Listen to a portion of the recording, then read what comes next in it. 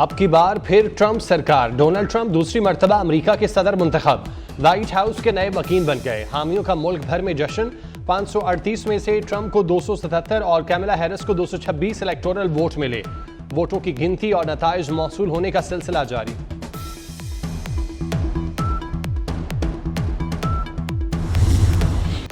Donald Trump 4 साल बाद फिर व्हाइट हाउस पहुंच गए। डोनाल्ड ट्रंप शिकस्त के बाद दोबारा सदर बनने वाले दूसरे अमरीकी सदर बन गए। इससे कबल 1884 में ग्रोवर क्लीवलैंड दूसरी बार सदर मुंतखब हुए थे। डोनाल्ड ट्रंप 20 जनवरी को सदर के ओहदे का हल्फ उठाएंगे।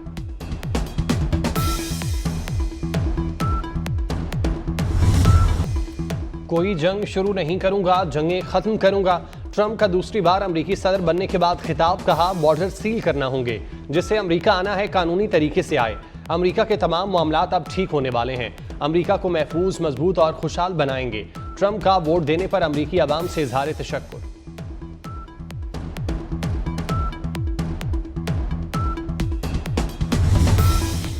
वज़ीर आज़म शहबाज शरीफ की डोनाल्ड ट्रंप को सदर मुंतखब होने पर मुबारकबाद। नई अमरीकी इंतजामिया के साथ मिलकर काम करने की ख्वाहिश का इजहार। कहा, पाक अमरीका ताल्लुकात मजीद मजबूत और मुस्तहकम बनाएंगे। Chairman peoples party Bilawal Bhutto की भी डोनाल्ड ट्रंप को मुबारकबाद। कहा, उम्मीद है नई अमरीकी इंतजामिया अमन को तरजीह देगी।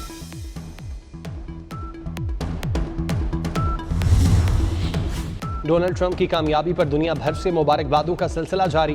भारत, फ्रांस, इंग्लैंड, नेटो इत्तेहाद की ट्रंप को मुबारकबाद। चीन ने अमेरिका के सदारती इलेक्शन अंदरूनी मामला करार दे दिया।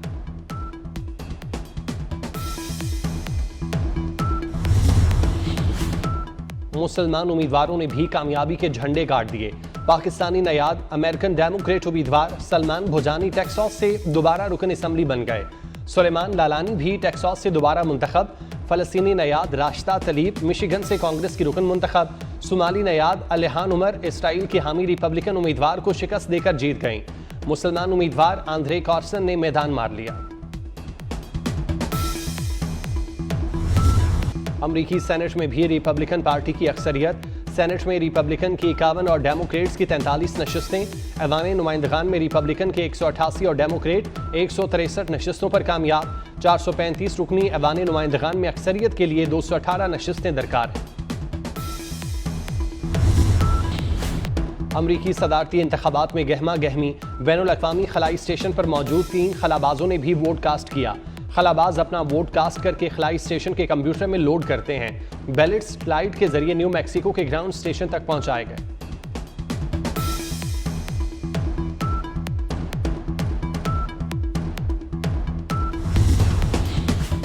अमरीकी तारीख का महंगा तरीन इलेक्शन। सदारती उम्मीदवारों ने इंतखाबी मुहिम पर $16 अरब खर्च किए। 2020 में इंतखाबी मुहिम के दौरान $15 अरब खर्च हुए थे।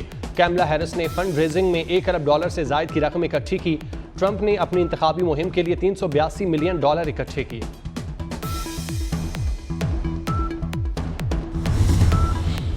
वज़ीर आज़म का गिलगित बल्तिस्तान में 100 मेगावाट के शमसी मंसूबे का ऐलान। शमसी तवानाई का मंसूबा 1 साल में फ़ाल होगा। गिलगित बल्तिस्तान की 2 यूनिवर्सिटीज़ के लिए 50-50 करोड़ के फंड्स मुख्तस। शहबाज शरीफ ने गिलगित बल्तिस्तान में तरक्याती मंसूबों का संग बुनियाद और इफ्तिताह किया। कहा, ग़ज़र में 2022 में आफत का शिकार गांव के मकीनों को आज नए घर मिल गए।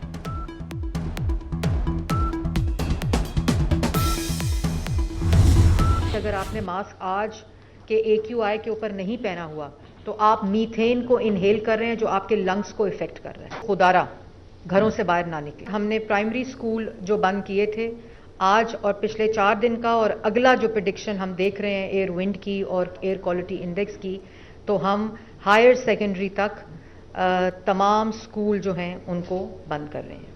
ये स्कूल्स की जो बंदिश है ये सिर्फ लाहौर नहीं है, बल्कि ये स्कूल की जो बंदिश है वो गुजरांवाला, लाहौर डिवीज़न, फैसलाबाद डिवीज़न और मुल्तान डिवीज़न है। हमने ऑनलाइन किया है, हमने स्कूलों में छुट्टी नहीं दी। स्मोक खतरनाक सूरत इख्तियार कर गई। लाहौर, गुजरांवाला, फैसलाबाद और मुल्तान डिवीज़न में स्कूल 17 नवंबर तक बंद करने का ऐलान। स्कूल ऑनलाइन क्लासेस का एहतमाम करेंगे। शहरियों के लिए मास्क का इस्तेमाल लाजमी करार। सीनियर वजीर मरियम औरंगजेब की प्रेस कॉन्फ्रेंस। बोली, मास्क लगाने के हुक्म पर सख्ती से अमल दरामद कराया जाएगा। स्मोक के खिलाफ कोरोना तर्ज के इकदाम करना होंगे। मुकम्मल लॉकडाउन का भी इंदिया दे दिया।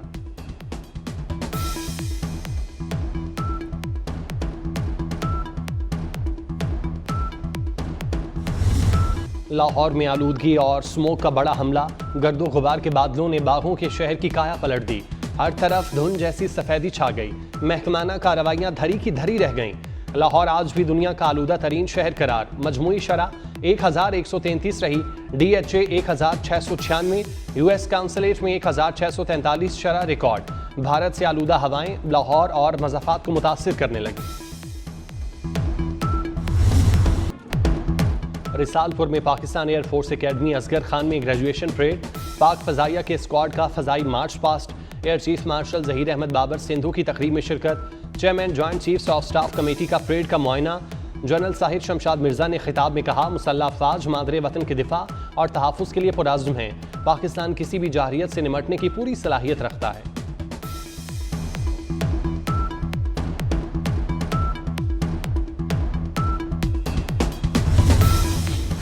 गजा में इसराइल की दहशतगर्दी जारी, मुख्तलिफ इलाकों में वहशियाना बमबारी।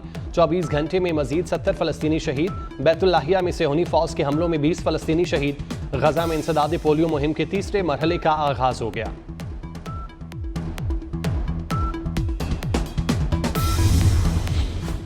पाकिस्तान ऑस्ट्रेलिया वनडे सीरीज, दूसरे वनडे के लिए शाहीनों के एडलीड में डेरे। दूसरा वनडे 8 नवंबर को खेला जाएगा।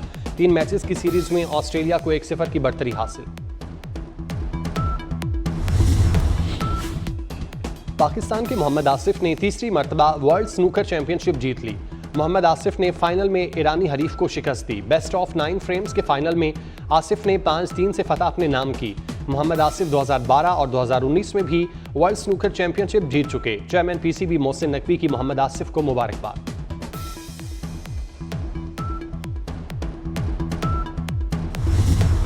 अदाकार एहसन खान का वेस्ट इंडीज के साबिक क्रिकेटर क्रिस गेल के साथ डांस। एहसन खान ने दुबई में क्रिस गेल के साथ मुलाकात की, वीडियो सोशल मीडिया पर शेयर कर दी।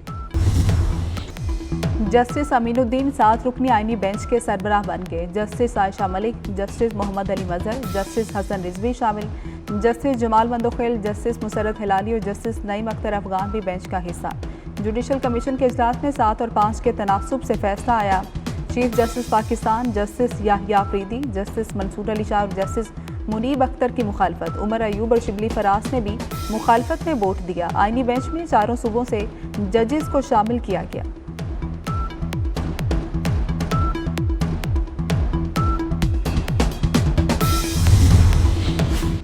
जस्टिस मुनीब अख्तर फिर प्रैक्टिस एंड प्रोसीजर कमेटी से बाहर। जस्टिस अमीनुद्दीन खान दोबारा शामिल हो गए। चीफ जस्टिस याहिया अफरीदी और जस्टिस मंसूर अली शाह जजेस कमेटी के रुकन। Justice Jamal Khan Mandokhel judicial commission का हिस्सा बन गए।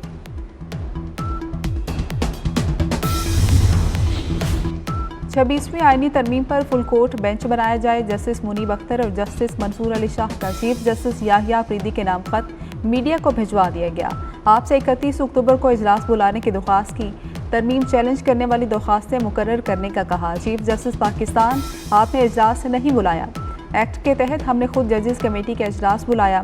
दरख्वास्तें 4 नवंबर को मुकर्रर करने का फैसला किया। फैसले के बावजूद कॉज लिस्ट जारी नहीं की गई। हम 2 जजेस का फैसला अब भी बरकरार है।